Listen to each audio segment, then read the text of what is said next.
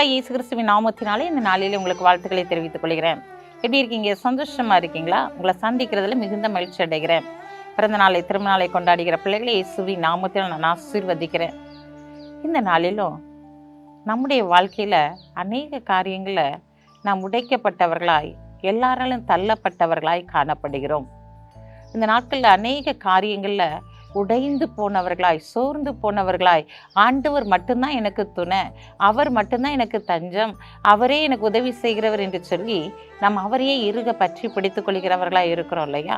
அதனால தான் ஆண்டவர் இந்த நாளில் உடைந்து போன உங்கள் இருதயத்தை அவர் காண்கிற தேவனாய் கடந்து வந்திருக்கிறார். வாசிக்கிறேன், கேளுங்க. 1 சாமுவேல் 16ஆம் அதிகாரம் 7ஆம் வசனத்தின் பின்பகுதி.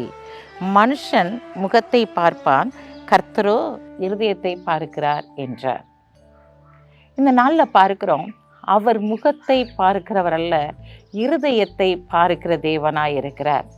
ஆம் பிரியமானவர்களே, இந்த நாளிலும் சாமுவேல் சவுலுக்காக துக்கித்து கொண்டு இருக்கிறதை பார்க்கிறோம். அவன் துக்கப்பட்டு கொண்டிருக்கும்போது, எது வரைக்கும் நீ துக்கப்பட்டிருப்ப? நீ கடந்து போய் நீ என்ன செய்ய, ஈசாயின் மகன ஒருவனை நீ அபிஷேகம் பண்ணு அப்படின்னு சொல்றார். சொல்லும்போது இவனுக்கு என்ன வருது? பயம் இருக்குது. இந்த சவுல் ஏதாச்சும் பண்ணிட்டா நான் என்ன பண்ணுறது அப்படின்னு சொல்லிட்டு அவன் யோசிக்கிறவனாய் காணப்படுகிறான். அப்போ ஆண்டவர் சொல்கிறாரு, நீ பலி செலுத்த போகிறேன்னு சொல்லிட்டு ஒரு காலை எடுத்துகிட்டு போப்பா, நான் உன் கூட வாரேன் அப்படி சொல்லிட்டு ஆண்டவர் அங்கே பலி செலுத்தும்படியாக அங்கே கடந்து போகும்போது ஈசாயின் வீட்டில் சொல்கிறான், உங்களை பரிசுத்தப்படுத்திக்கோங்க, நான் இன்னைக்கு என்ன செய்ய போகிறேன், பலி செலுத்த போகிறேன் அப்படின்னு சொல்லிட்டு சொல்லும்போது அவங்களும் ஏற்றுக்கொள்கிறாங்க. அந்த பலி செலுத்தும் போது பலி செலுத்திட்டு அவங்க சாப்பிட அமரும்போது ஒவ்வொருத்தரையாக பார்த்து இவன் சரியாக இருக்கிறான், இவனை அபிஷேகம் பண்ணலாம் அப்படின்னு சொல்லி ஒவ்வொருவரையாய் பார்த்து அவர் அபிஷேகம் பண்ண வேண்டும் என்று சொல்லி கடந்து வரும்போது ஆண்டவர் சார் இவன் இல்லை அப்படின்னு சொல்லிடுறாரு. அப்போ திருப்பமா அவன்கிட்ட கேட்குறாங்க, இதோ பிள்ளைங்க இவ்வளோதானா, இன்னும் வேற எந்த பிள்ளைகளும் இருக்கிறாங்களா அப்படின்னு சொல்லி கேட்குறாரு. ஒரே ஒருத்தன் இருக்கான், அவன் ஆடு மேய்ச்சிக்கிட்டு இருப்பான் அப்படின்னு சொல்கிறாங்க. அப்போ ஆடு மேய்க்கிற அந்த தாவீதை அழைத்து கொண்டு வரும்போது அவனை தேவன் அங்கு ராஜாவாக அபிஷேகம் பண்ணுகிறதை பார்க்கிறோம். ஆம் பிரியமானவர்களே, பெற்றோராலும் நீ புறக்கணிக்கப்பட்டு இருக்கலாம், சகோதர சகோதரிகளாலும் நீ புறக்கணிக்கப்பட்டு இருக்கலாம், எல்லாராலும் நீ தள்ளப்பட்ட ஒரு பாத்திரமாய் இருக்கலாம், குடும்பத்திலே நீ ஒதுக்கப்பட்டவனாய் காணப்படலாம். நீ தான் ஆண்டவருக்கு தேவை. ஆடு மேய்ச்ச தாவீது தான் ஆண்டவருக்கு தேவை. இன்றைக்கு உன்னதான் ஆண்டவர் தேடிக்கொண்டு இருக்கிறார். யாருமே இல்லை, நான் தனித்து விடப்பட்டிருக்கேன் அப்படின்னு சொல்லிட்டு தாவீது யோசிக்கவே இல்லை. என்னோடு இருக்கிறவர் பெரியவர், என்னோடு கூட இருக்கிறான்னு சொல்லி அவர் நல்ல துதித்து பாடுகிற ஒரு மகனாக தாவீது இருந்தபடியினால தாவீதை தேவன் ராஜாவாக அபிஷேகம் பண்ணினார். இன்றைக்கு நீயும் ஆண்டவர் மட்டும்தான் எனக்கு துணைன்னு சொல்லி எத்தனை பேர் கண்ணீரோடு கூட, உடைக்கப்பட்ட இருதயத்தோடு கூட, எல்லாராலும் கைவிடப்பட்ட பாத்திரத்தை போல நிற்கிறீங்களோ, நீங்கள் தாங்க ஆண்டவருக்கு தேவை. உங்களை கொண்டு தான் ஆண்டவர் பெரிய காரியங்களை செய்ய போகிறாரு. தள்ளப்பட்ட கல்லாக இருக்கிறவங்களுடைய வாழ்க்கையை தலைக்கெல்லாம் உயர்த்த போகிறாரு. உங்களை வாழாக்காம அவர் தலையாக்கி தேவனுடைய மகிமை உங்கள் மேல் தங்கி தாவரிக்கும்படியான காரியத்தை செய்து உங்களை ஆசீர்வதித்து கனப்படுத்த போகிறாரு. பயப்படாதீங்க.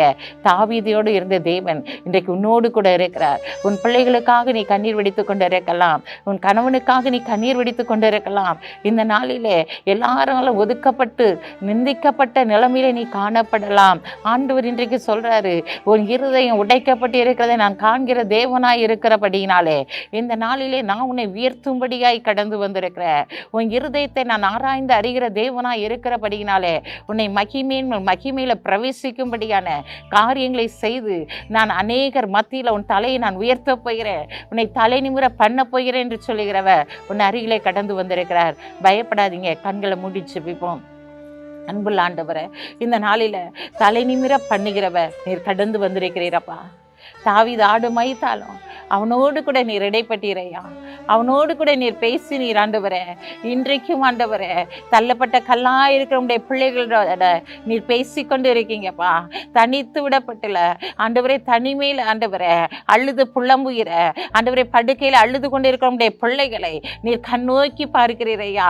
எந்தெந்த காரியத்தில் உடைக்கப்பட்டு இருக்கிறார்களோ, எந்தெந்த காரியத்தில் ஆண்டவரே உடைக்கப்பட்டு நொறுக்கப்பட்டு குய கள்ளத்தை போல அவர்கள் காணப்படுகிறார்கள் செய்கிறார்களோ அவர்களெல்லாம் தேற்றி அவர்களை உயர்ந்த ஸ்தானத்திலே நீர் வைக்க போறதற்காக எமக்கு நன்றி செலுத்துற ஆண்டவரே. அநேகர் அன்னார்ந்து பார்க்கும்படியான காரியத்தை நீர் அவருடைய வாழ்க்கையில செய்து முடிக்க போறதற்காக நன்றி செலுத்துறோம். திருமண நாளை பிறந்த நாளை கொண்டாடுகிற பிள்ளைகளை இயேசுவின் நாமத்தினால் ஆசீர்வதிக்கிற ஆண்டவரே. அப்பா, இந்த நாள்ல தகப்பனே, நீதிமான்கள் கூடாரத்தில் கம்பீர சத்தம் தொனிக்கும் என்று சொன்ன வார்த்தையின்படி கம்பீர சத்தத்தை தொனிக்க பண்ணுகிற தேவன் ஆண்டவர், இந்த பிறந்த நாளை திருமண நாளை கொண்டாடுகிற பிள்ளைகளுடைய வாழ்க்கையில நீர் தொனிக்க பண்ணி அவர்களை ஆசீர்வதிப்பீராக. இயேசுவின் நாமத்தில் ஜெபிக்கிற நல்ல பிதாவே, ஆமென்.